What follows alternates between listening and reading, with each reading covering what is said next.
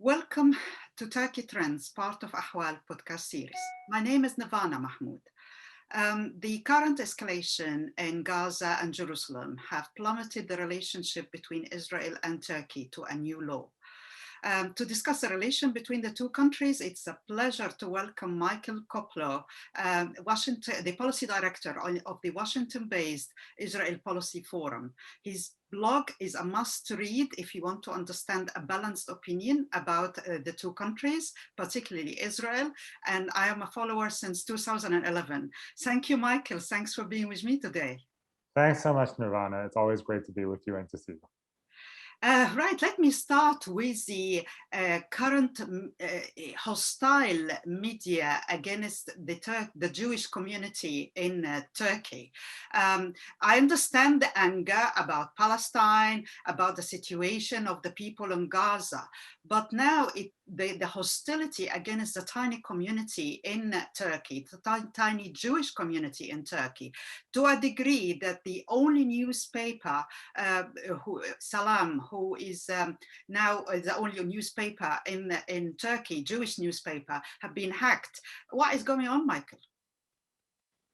The Jewish community in Turkey is always in a tough situation because obviously Jews around the world have a connection to Israel. But if you're a Jewish community in a country like Turkey, where relations between the country in which you live, your own country in Israel, are so tense, then it obviously creates pressures for the Jewish community to not necessarily adopt a Zionist stance and to adopt a stance of supporting Israel.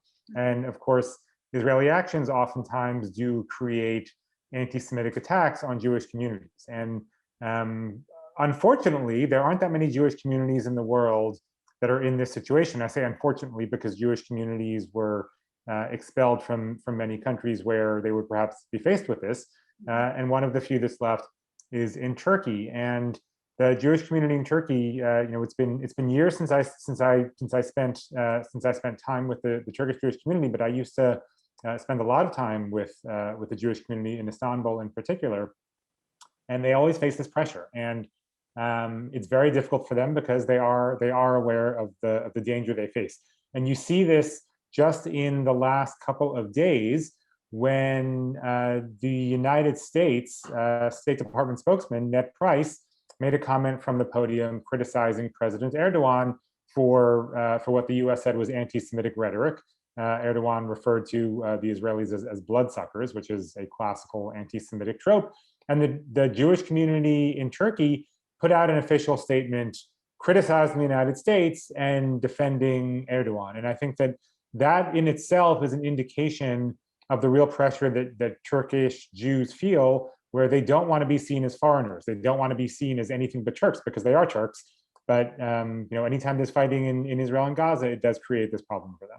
Absolutely, and I have to say, the few Jewish Turks I met are very pro-Turkey, very pro-Turkey. They always stand with Turkey and defend it. So it is a bit sad because it brings me back to the time of 1948, the 50s in Egypt, Iraq, when the same hostile narrative have been, thrown at the Jewish community and causing, calling them or accusing them indirectly of treasons, which is not the case, at least in Turkey.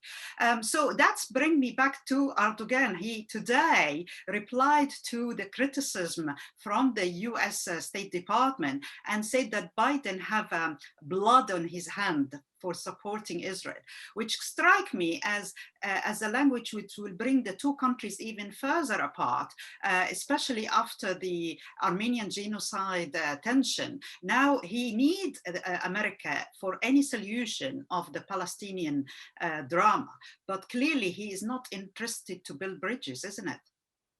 Certainly not over the Palestinian issue. He's not interested in building bridges. I think that everybody will be aware of how much Erdogan has used the issue of Palestine in Turkish domestic politics.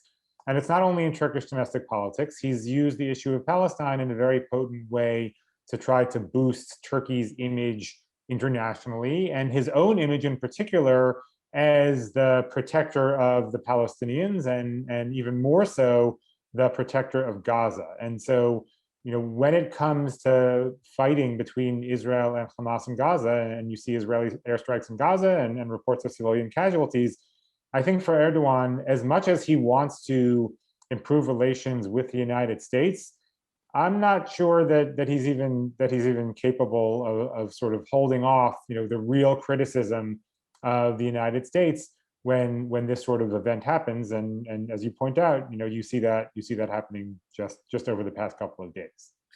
Right, which bring me to here it is. I mean, everybody, or at least the Turkey observers, always are used to high rhetorics from Erdogan, but minimum action. I saw a lot of people, especially from the pro-Iranian camp, are saying Turkey is not doing much to punish Israel.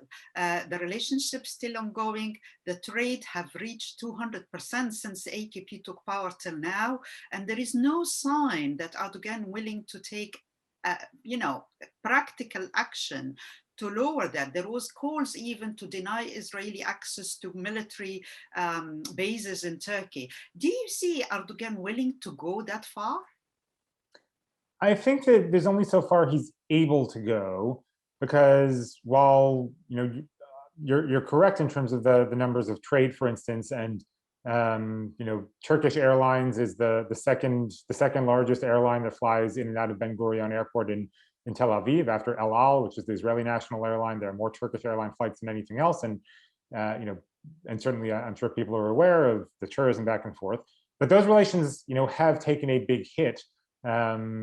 Certainly since the Mavi Marmara incident back in 2010, but even more so since Operation Protective Edge in 2014, which was the last big fighting with Gaza that lasted 50 days. And so the Israelis aren't as reliant on Turkey as much as they were, not in terms of military, where they haven't been using Turkish airspace for Israeli Air Force training, not in terms of energy cooperation, where you now have not only cooperation between Israel, Greece, and Cyprus, but you have the whole Eastern Mediterranean gas forum. So Israel has tried very hard to reduce any type of dependence it had on Turkey, either militarily or diplomatically. And so, what Erdogan is left with, certainly he can break off relations. The Turkish ambassador has been recalled from Israel, I can't even remember how many times over the past few years. But the idea that Turkey is going to get into a military confrontation with Israel over the Palestinians, that's something that's not going to happen. In a lot of ways, the most that Erdogan can do to militarily hurt Israel is hosting Hamas officials and making Turkey a hospitable environment for Hamas. And frankly, Erdogan has done that. One of the biggest sticking points between Israel and Turkey has been the fact that Salah al-Aruri, who is the Hamas official in charge of the West Bank, has effectively become a permanent resident of Turkey over the past 10 years. And the Israeli government has alleged that he has planned many Hamas attacks in the West Bank from Turkey. So, I think Erdogan, he escalates the rhetoric as much as he can. I think that, as I said, the Israeli government is certainly not happy with Turkish hosting of Hamas and sort of the way that Turkey wants to be a patron of Hamas. But there's really only a limit to what Erdogan is going to do. He's not going to start a war with Israel, I don't think, over anything, but certainly not over the Palestinians. Can I just clarify? So now Israel doesn't use any military base in Turkey? As far as I know, Israel is not using any military base in Turkey. This is in the Turkish local narrative, and I'm trying to follow as close as I can. They are still under the impression that Israel is using that, and they want to deny it. So it's clearly there is no case to deny, but that's very interesting. But let me move on to, you mentioned interesting point that he is trying to become the protector of Gaza. And today I saw a photo of him traveling to the UN with the Palestinian Prime Minister and the Pakistani Prime Minister. He's trying to look as if he's going to the UN to, defend the case of Palestine. Which brings me to what can Erdogan do in Gaza? Let me add one angle. The Egyptians are the one who are now negotiating a ceasefire deal in Gaza. And yesterday, the Egyptian president announced a support of Gaza of 500 million pounds. Those are, I can confirm, are not money. He is not going to pay cash. He will pay in construction forms to rebuild Gaza. So the Egyptian companies will go and do construction, etc. in Gaza. So can you see Gaza as a place of rivalry between the Turks and the Egyptian, and how this will play out with the Israelis? Certainly. So Egypt traditionally is the most important player, most important outside player in Gaza, given the fact that Egypt used to control Gaza and the fact that, of course, Gaza still shares a border with Egypt. And whenever there is fighting between Israel and Hamas and Gaza, Egypt is the most important party that comes in and brokers a ceasefire. Now, obviously, Egypt has far more tense relations with Hamas under President al-Sisi than Turkey does. Turkey, traditionally boosts Hamas, and of course, Egypt, with the exception of the Morsi government, does not. So Egypt is going to be wary of giving up its sphere of influence in Gaza to Turkey in general. It's certainly going to be wary of doing so when Egypt and Turkey don't see eye to eye on the question of Hamas and who should be in charge of Gaza. And if Turkey wants to come and be part of reconstruction efforts in Gaza, there are only two ways that happens. One is the Israelis allowing them to do it, through Kerem Shalom and the Erez crossings, which are the Israeli crossings into Gaza. The other way is the Egyptians allowing them in through Rafah. And maybe that will happen, maybe it won't. You know the Egyptian side of this far better than I do, but it's hard for me to see the Egyptian government wanting to give Turkey a greater foothold in Gaza. And from the Israeli perspective, not only are they upset about Turkish support for Hamas, and it's interesting to see the way in which the Israeli government has worked very closely with the Qataris over the past few years to allow Qatari aid to go into Gaza, but they haven't, whether Turkey wants to or not, they certainly haven't given Turkey an opening for that. The Israelis are also pretty wary because Turkish influence in East Jerusalem over the past decade has just magnified by leaps and bounds, and that's caused real problems for the Israelis in Jerusalem, where they don't see Turkey as a positive influence. They'd rather have Jordanian influence there. Frankly, they'd probably even rather have Palestinian Authority influence there.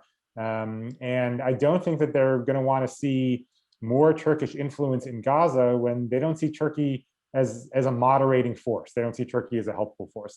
So I think the combination of Israel and Egypt is probably going to be, pretty much on the same page of wanting to keep Turkey out of Gaza affairs as much as possible. With that said, Turkey, along with Qatar and Iran, sort of in a more indirect way, are the most important players when it comes to Hamas. And so, if Hamas is able to turn to Turkey for funding and support, they're going to do it. It's just a question of whether Turkish support comes underneath the table in covert ways, or whether it happens up front and above board. Thank you for that, Michael, because it's a very interesting that you mentioned the Turkish influence in Jerusalem, especially that this crisis and this confrontation is not like the previous one, which was only Gaza, Israel. Now there are riots everywhere inside Israel, 1948 Israel, and in Jerusalem, obviously Sheikh Jarrah, etc. And the Jerusalemite, the one I at least listened to on Clubhouse, saying or feeling uneasy about all those influence and how it will impact their life. So Turkey, it seems to me, doesn't understand that to moderate and have an influence, you have to have at least some less hostile narrative against them, or rhetoric against Israel, but they seems to be cannot adjust to that formula. Which brings me to another topic. Yani Safak, which is a pro-Erdogan newspaper, usually anybody follow Turkey take whatever Yani Safak write with a pinch of salt. However, I saw an article which is being shared widely on Twitter about a potential of Libya scenario in Gaza, that they will, the Turks will try to make a deal with the Hamas government to sign a maritime deal. God knows the geography of Yani Safak. It seems to be a geography from another life. But it will be very interesting to see them treating Hamas as a legitimate government of Gaza, as the GNU in Libya. But then they say Gaza is under occupation because it can't work both ways, isn't it? Yeah, and it's not only an issue of whether of it being an issue between Israel and Turkey over Hamas. There's also an issue with the Palestinian Authority, right? Because Gaza has this exclusive economic zone. It's not as if the Palestinian Authority says that this is a Hamas, it's EEZ. So if you're going to deal directly with Hamas in Gaza and kind of sign a deal with them over the Gaza EEZ, that's going to cause problems not only with the Israelis, it's going to cause problems with the Palestinian Authority as well. And even if Hamas is willing to do that, which they may, the notion that Israel is going to allow Turkish Hamas cooperation on Gaza maritime, that's just it's never going to happen, and it's also going to cause more friction, of course, with Greece and Cyprus, as it is.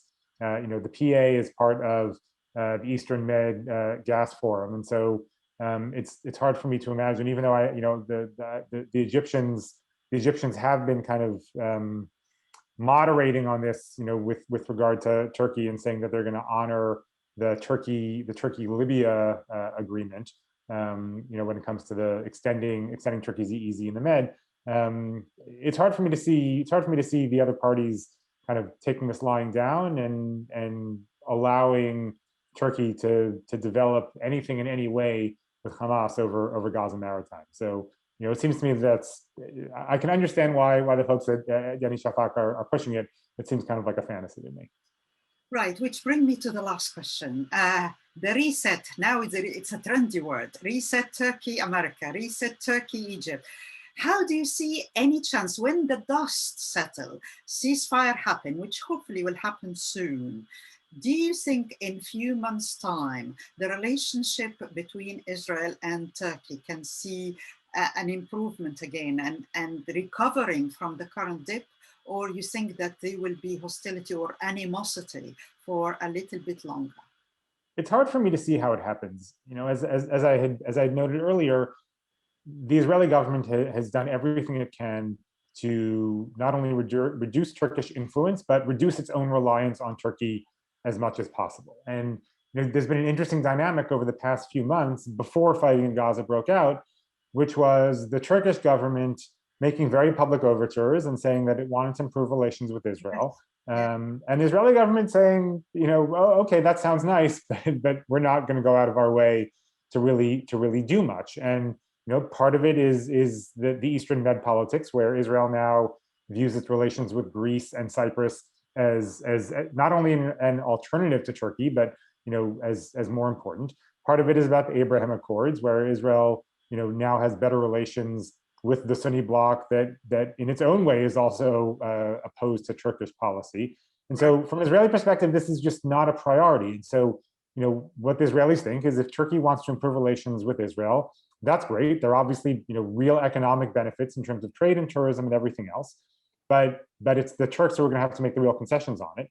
And when fighting happens in Gaza and Erdogan, immediately uses the opportunity, as he always does, to bash the Israelis in a completely, from my perspective, over the top manner, and talking about them as being bloodsuckers and killers and everything else, the Israeli government is just not going to kind of forget that, a week after a ceasefire and allow things to sort of just go back to the way they were in 2006. So I think it's hard to see. And, the other factor in this is the last thing I'll mention is that obviously relations between the United States and Turkey right now are not great. The United States is not going to be pushing Israel to make up with Turkey. This is not like when President Obama went to Israel during his second term and had that famous call on the tarmac of the airport where he urged Netanyahu to call Erdogan, and they had a phone call at President Obama's behest.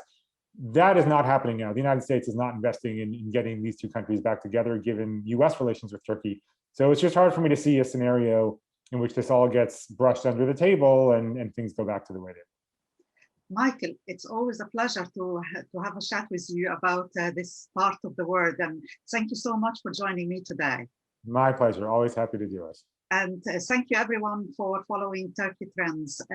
This is Nervan Mahmoud. Thank you.